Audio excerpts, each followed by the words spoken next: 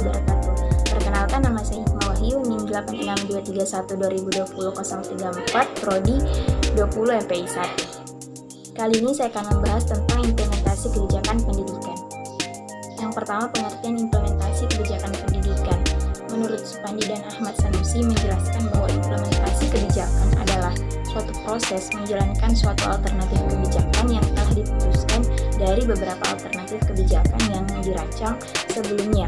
Jika dikaitkan dengan implementasi kebijakan pada bidang pendidikan, dapat berarti bahwa suatu implementasi kebijakan pendidikan merupakan proses menjalankan suatu alternatif kebijakan pendidikan yang telah dipilih dan diputuskan.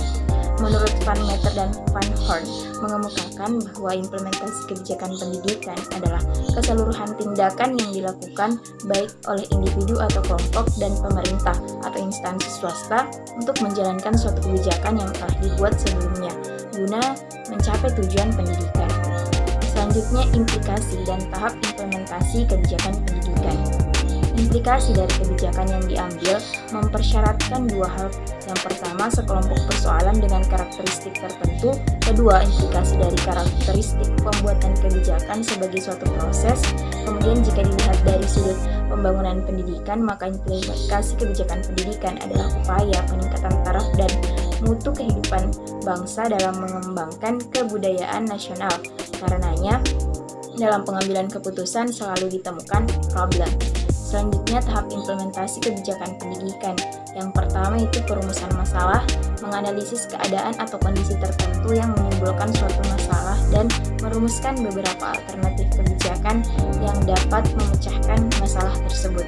Kemudian yang kedua, peramalan merupakan proses perumusan beberapa alternatif kebijakan untuk memecahkan masalah. Alternatif kebijakan yang telah dibuat kemudian diprediksi mengenai konsekuensinya jika diterapkan di masa yang akan datang untuk memberikan informasi tentang masalah selanjutnya yang akan timbul. Selanjutnya ada rekomendasi. Kebijakan memberikan informasi yang berkaitan dengan kelemahan dan kelebihan dari setiap alternatif kebijakan yang telah dibuat, agar para pembuat kebijakan dapat merekomendasikan kebijakan yang tepat untuk diputuskan oleh decision maker.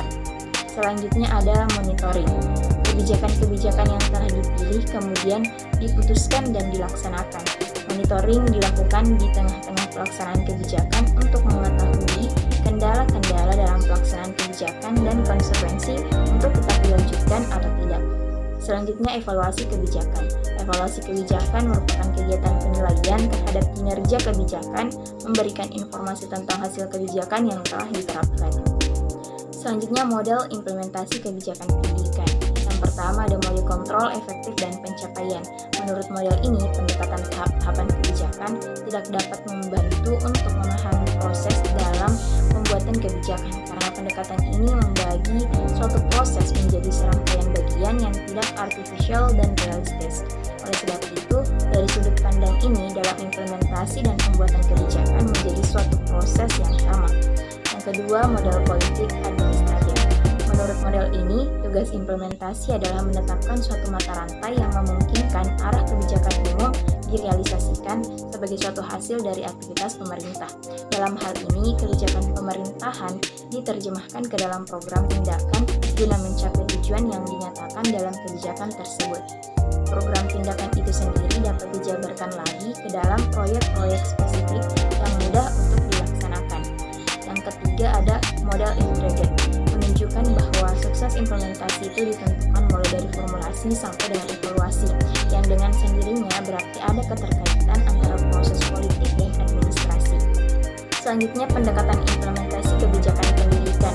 Yang pertama ada pendekatan struktural atau structural approach. Dalam teori organisasi modern, pendekatan ini bersifat top-down. Pendekatan ini berpandangan bahwa dalam merancang, mengimplementasikan, dan mengevaluasi kebijakan pendidikan harus dilakukan secara struktural sesuai dengan tahapan atau tingkatannya. Semua proses dilakukan sesuai dengan hierarki suatu organisasi dan sangat birokratis. Hal inilah yang menyebabkan pendekatan ini menjadi kaku jika diterapkan dalam proses implementasi kebijakan pendidikan, karena terlalu birokratis. Yang kedua, pendekatan prosedural dan manajerial. Dalam pendekatan ini tidak mementingkan penataan struktur birokrasi pelaksana, tetapi dalam pendekatan ini ini lebih kepada proses pengembangan prosedur yang relevan dan teknik-teknik yang dirancang dengan tepat. Pendekatan ini membutuhkan beberapa peralatan canggih untuk mengimplementasikan suatu kebijakan pendidikan.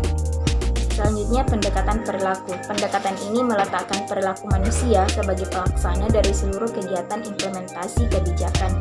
Implementasi kebijakan pendidikan akan berjalan dengan baik bila perilaku manusia dengan semua sifat-sifatnya juga diagarikan dengan baik. Kemudian pendekatan politik atau pendekatan ini menekankan pada faktor-faktor politik yang berkuasa dalam memperlancar dan menghambat proses implementasi kebijakan pendidikan. Implementasi kebijakan pendidikan harus mempertimbangkan realitas politik. Selanjutnya ada faktor penentu implementasi kebijakan pendidikan. Yang pertama ada faktor yang terletak pada rumusan kebijakan yang telah dibuat oleh para pengambil keputusan, menyangkut kalimatnya jelas atau tidak, sasarannya tepat atau tidak, mudah dipahami atau tidak, mudah diimplementasikan atau tidak, dan terlalu sulit dilaksanakan atau tidak. Selanjutnya yaitu faktor yang terletak pada personil pelaksana, yakni yang menyangkut tingkat pendidikan, pengalaman, motivasi, komitmen, kesetiaan, kinerja, kepercayaan diri, kebiasaan-kebiasaan, serta kemampuan kerjasama dari para pelaku pelaksana kebijakan. Termasuk dalam personil pelaksana adalah latar belakang budaya, bahasa, serta ideologi kepartaian masing-masing. Semua itu akan sangat mempengaruhi cara kerja mereka secara kolektif dalam menjalankan misi implementasi kebijakan. Selanjutnya yang ketiga, faktor yang terletak pada sistem organisasi pelaksana, yakni menyangkut jaringan sistem, hierarki kewenangan, masing-masing peran, model distribusi pekerjaan, gaya kepemimpinan dari pemimpin organisasinya, aturan main organisasi, target masing-masing tahap yang ditetapkan, model monitoring yang biasa yang dipakai, serta evaluasi yang dipilih. Sekian dan terima kasih. Wassalamualaikum warahmatullahi wabarakatuh.